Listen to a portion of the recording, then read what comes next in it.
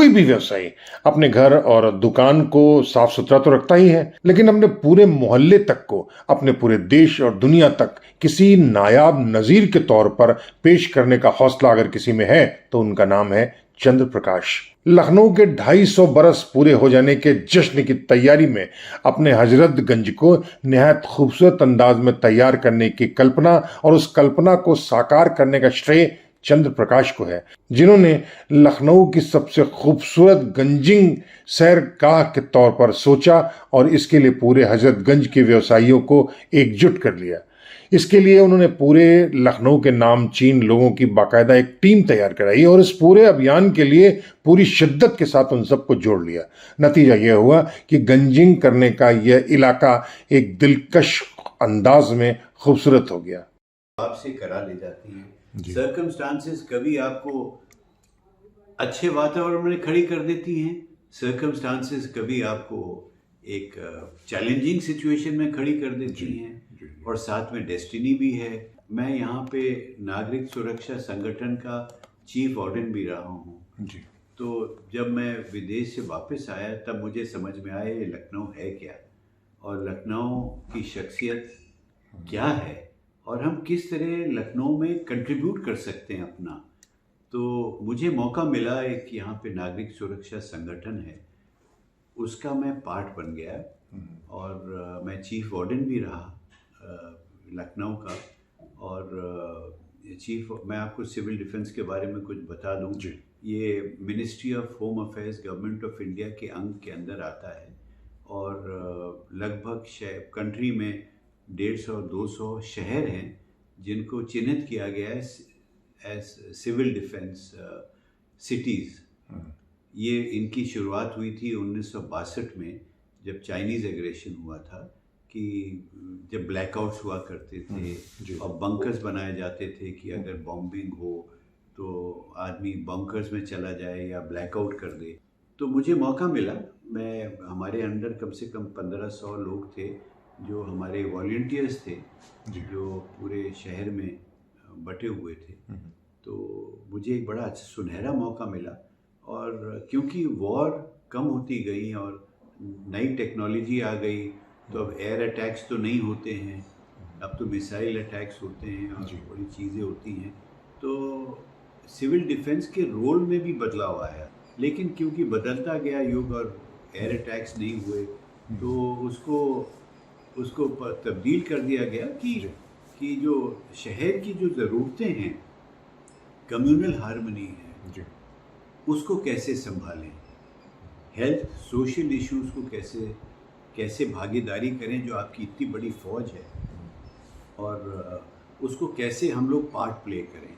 तो एक बड़ा अच्छा मौका था मुझे वो मिला कई साल का, कि जो कुछ वर्ग थे लखनऊ में जिनके बीच में हमेशा तनाव रहता था, तो उनको सुलझाने में हमारी बहुत ही अहम प्रक्रिया रही। कार के इश्यूज़ थे, हम एक तरह से ब्रिज थे उन दोनों के बीच में। हजरतगंज की बात है तो मेरे अंदर एक फितूर था कि अंग्रेज़ बाज़ार तो बना गए उनके ज़माने में, लेकिन उसको एक बाज़ार जो चीज़ होती है वो एक शहर का अंग होता है, उसी में पूरा शहर बसता है।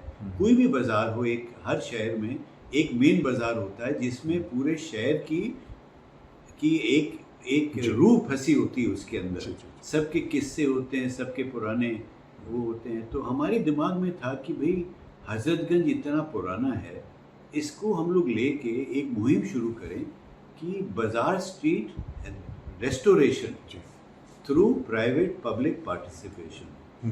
तो हमारे अंदर एक कीड़ा था, ये हमको परेशान करता था।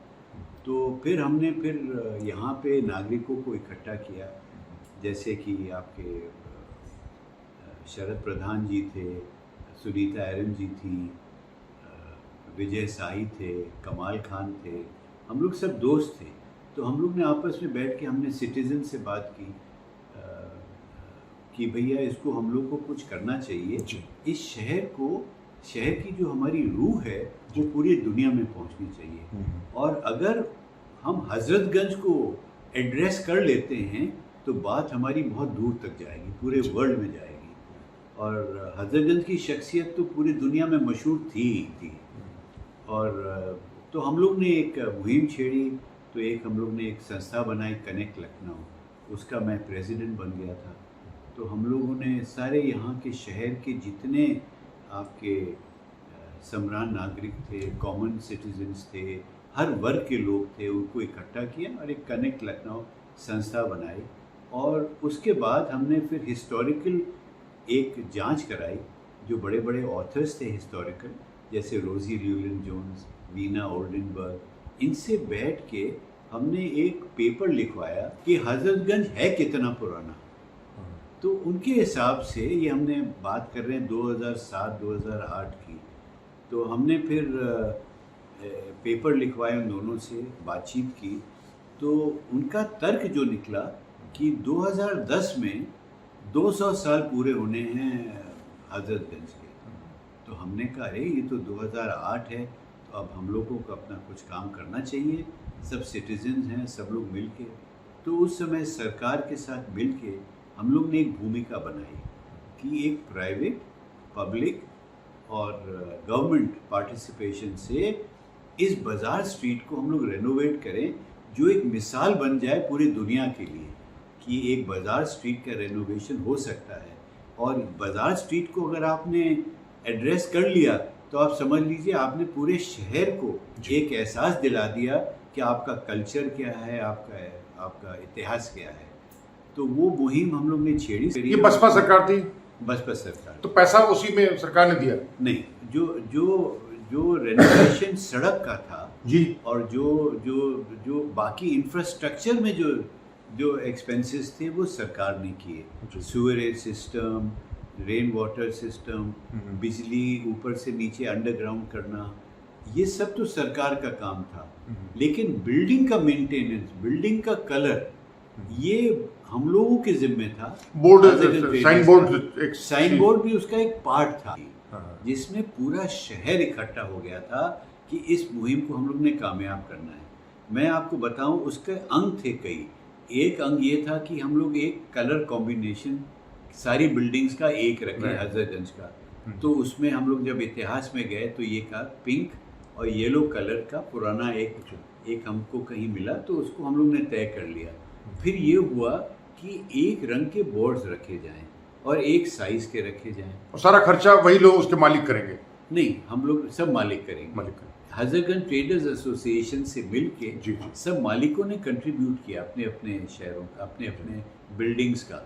सब ने कंट्रीब्यूट। किसी ने एतराज नहीं किया ना? एतराज होते हैं जब आप कम्युनिटी का एफर्ट करते हैं। तो आप देखिए, कोई काम आसान नहीं है। कम्युनिटी पार्टिसिपेशन सबसे डिफिकल्ट है। अगर 10 लोग हैं, 3 राजी होते हैं, 2 बीच के होते हैं, 5 बिल्कुल एंटी होते हैं, तो ये एक पार्ट होता है। उन सबको साथ लेने का ही तो एक बेसिकली एक चैलेंज है, और उस चैलेंज में हम कामयाब हुए। अब जब बात आई सिंगल बोर्ड की कि भाई एक बोर्ड, एक ही कलर का बोर्ड हो, हजरतगंज एक ऐसी मिसाल है।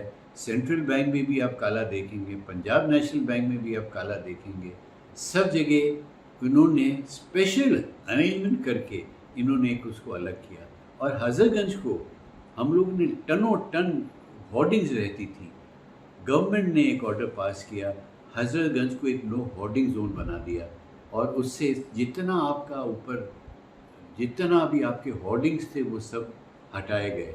तो उससे एक सुंदरता बढ़ी हजरतगंज की। जगह जगह वो बने, लैंप्स लगाए गए पुराने किस्म के, आपके वो बनी, बेंचेस बनी कि लोग बैठ के देखें। आज आप जाइए हजरतगंज की तरफ, आप देखेंगे अक्सर कपल बैठे हुए हैं, बेंचेस पे बैठे हैं, लुफ्त ले रहे हैं हजरतगंज का। लेकिन प्रश्न मेरा फिर होता है, एक डॉक्टर एस के जैन ने जिस तरीके से अपना ज़बरदस्त बोर्ड खड़ा कर दिया है, तो आपके प्रयासों को नहीं, देखिए, अब आप सिर्फ उन्हीं को क्यों कहते हैं, बहुत कुछ चेंज हो गया है। हम लोग सब अपने अपने कामों में, हम लोग ने एक चीज़ तो तय कर ली कि हम लोग ने 200 साल हजरतगंज के पूरे रेनोवेट किए पब्लिक प्राइवेट पार्टनरशिप से। 2010 का तो हम लोग ने पेश कर दिया एक नमूना।